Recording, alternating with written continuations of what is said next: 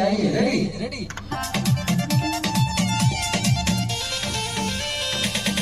चल घर में देवरू हो आराम करके जा। क्या बात है?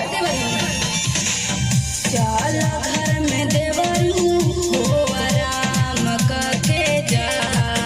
जन झुका नीचे ऊपर से प्रणाम करके जा। जन झुका नीचे ऊपर। इससे गा रही हैं जी? खाना वाना नहीं खाई है? खाई हूँ सर। अरे चल घर में देवरू हो आराम करके जा। भाव दो ना, भाव तक दूसरा जगह जाता। हाँ ये खाना नहीं खाई ले? खाई हूँ। खाई हो?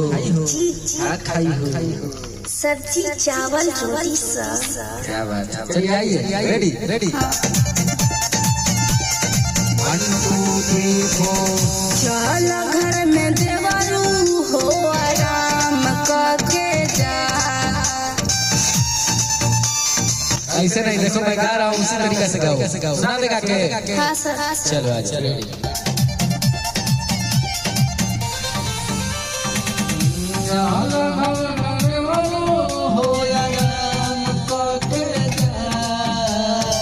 ध्यान से।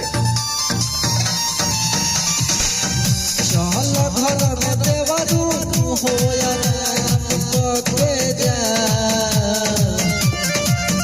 जनी झुका नीचे ऊपर से प्रणाम करके जा। जनी झुका नीचे ऊपर से प्रणाम करके जा। समझ में आ रहा है जी? चल घर में देवरू। और इसको तेजी में तेजी में मतलब समझ रही हो, मतलब आवाज ऊपर करके नहीं, जल्दी जल्दी। चल घर में देवरू हो आराम करके जा। चल घर में देवरू। चल घर में देवरू हो आराम करके जा। जनी झुका नीचे ऊपर से प्रणाम करके। ठीक है इतना समझ में आ रहा है, लेकिन गाने में दिक्कत हो रहा है ना? ठीक है चलिए आ जाइए रेडी रेडी। क्या बात है? 1 2 3 4। चल घर में देवरू हो आराम करके जा। क्या बात है? चल घर में देवरू हो आराम करके जा। जनी झुका नीचे। रुकना है यहाँ पे।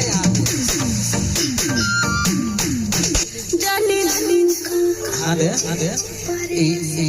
यहाँ जो गा रही है ना, चल देवरू हो आराम करके जा। यहाँ गैप देना है, थोड़ा देर रुक के म्यूजिक बजेगा, उसके बाद बोलना है बंजी। जनी झुका नीचे ऊपर से प्रणाम करके जा। कैमरामैन को बोलिए खड़ा होकर वीडियो करे। कैमरामैन फोकस करो। चलिए रेडी। आइए। क्या बात है? 1 2 3 4। चल घर में देवरू हो आराम करके जा।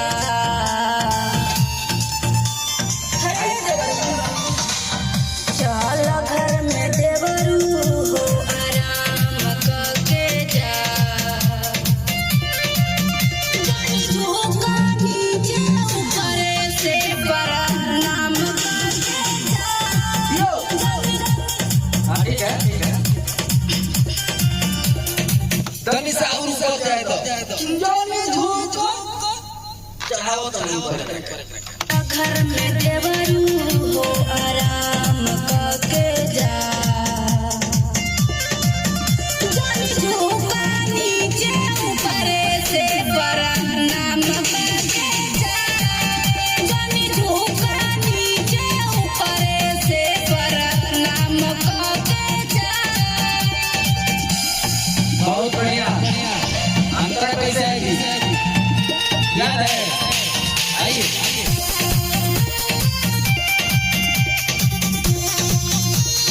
1 2 3 4 गाल लाल कैला होली में बवाल कैला दोसरा के धान हटे तनिको ना ख्याल कैला बड़ी जियान कर देला हो गाल लाल कैला तनिको ना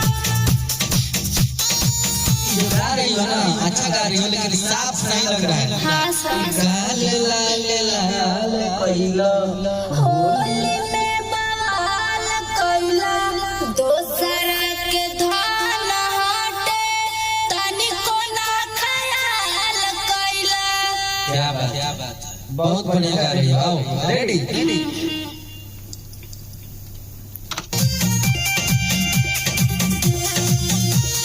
1 2 3 4 गाल लाल कैला होली में बवाल कैला दोसरा के धान हटे तनिको ना ख्याल कैला रे बाबा। गाल लाल कैला तनिको ना ख्याल कैला दोसरा के धान हटे तनिको ना ख्याल करो। ठीक है, क्या कहना है? तनिको ना ख्याल कैला। हाँ। गाल लाल कैला तनिको ना ख्याल कैला। क्या हुआ? बड़ा पहले इसको गा लो, उसके बाद आगे ध्यान देना। कोना ख्याल कैला ए बाबा। गाल लाल कैला तनिको ना ख्याल कैला दोसरा के धान हटे तनिको ना ख्याल कैला।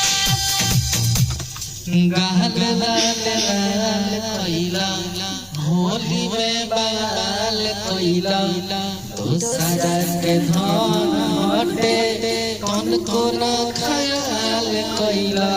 ऐसे गाना है। कोना ख्याल कैला ए बाबा।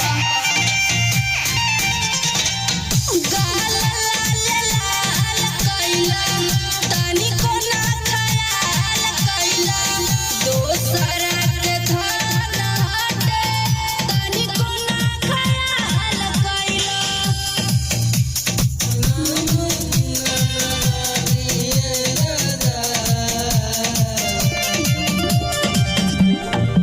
क्या लिखा है इसके बाद?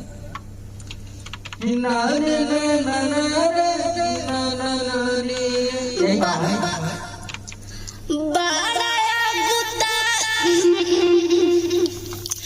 बड़ा गुता हो आराम करके जा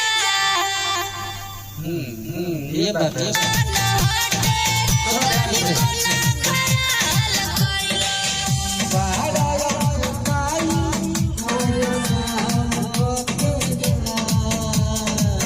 क्या है? सर जी इसमें से देखिए हाँ तो दिखाने के क्या जरूरत है? सुन लिए ना, सुनाई है। बहुत राइटर थोड़ा इधर उधर करके लिख दो। सर एक बार और सुना सर। क्या व्यास बना दे बोलो किन्हो।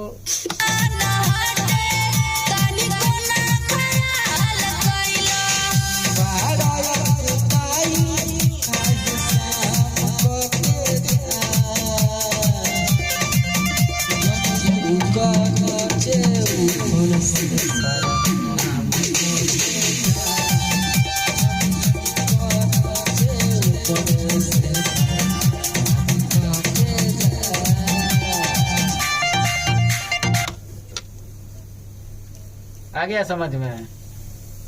क्या है? बताओ क्या है? अरे बारो गुताइल काहे शाम के जा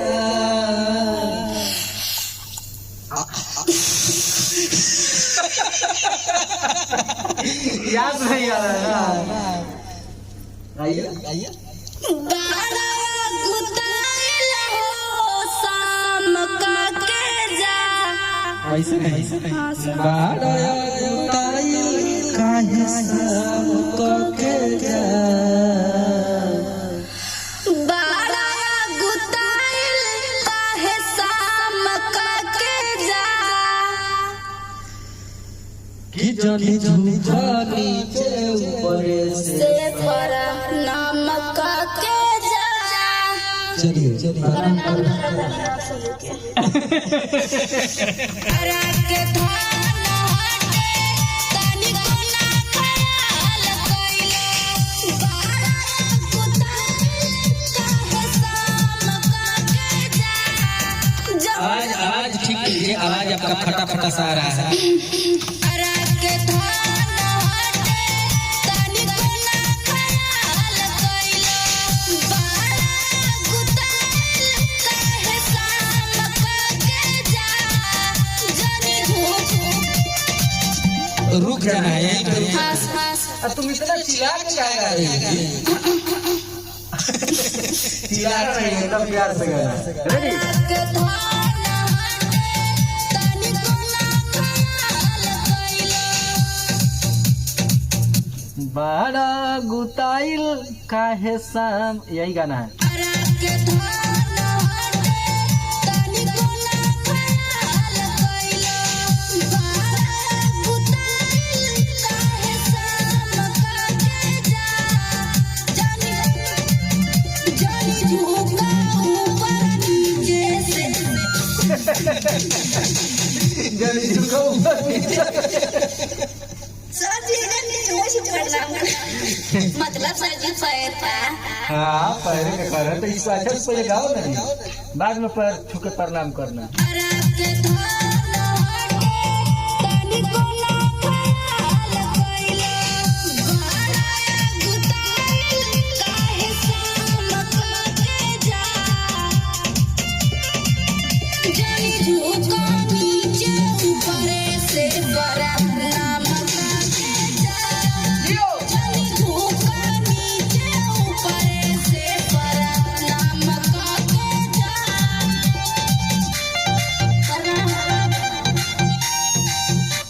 कैमरा मैन को प्रणाम कर रही हो। जी सर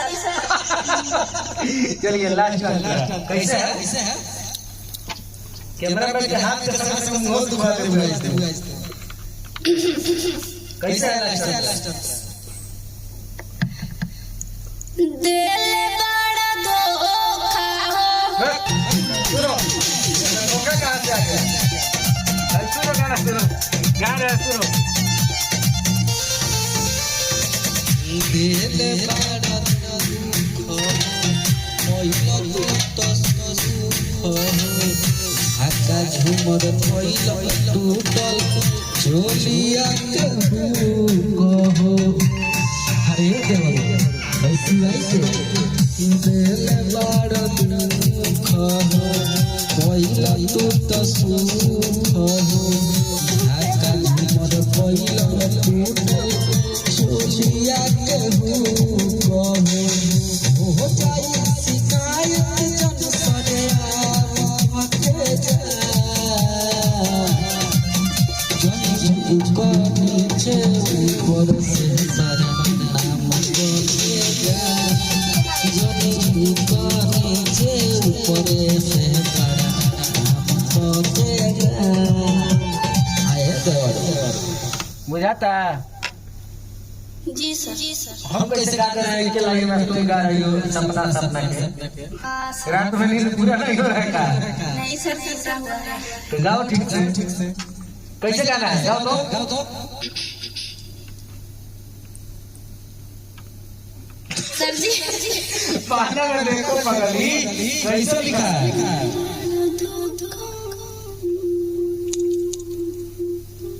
हम यहाँ पढ़ के गा रहे हैं, तुमको पढ़ने में दिक्कत हो रहा है हैं? फिर से एक बार गा रहे हैं, सुनो ध्यान से। सर जी उधर हो गई ना।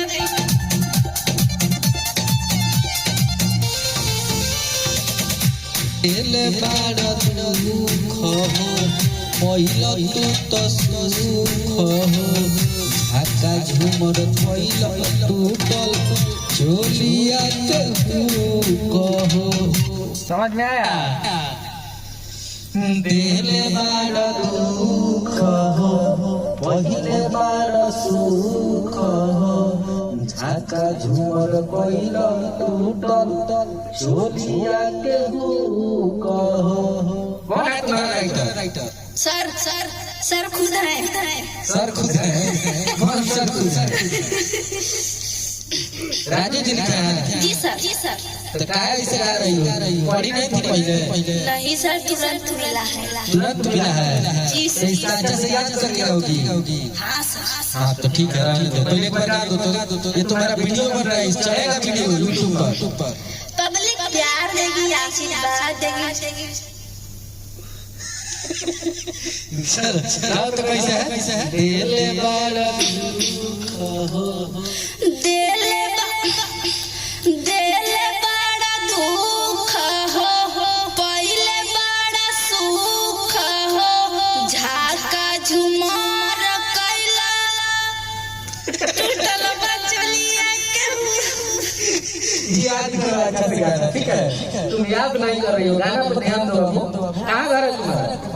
इलाहाबाद है सर। इलाहाबाद है? जी सर। ध्यान दो, तो फिर इलाहाबाद पकड़ के जाना पड़ेगा। नहीं सर, अब नहीं पकड़ेंगे।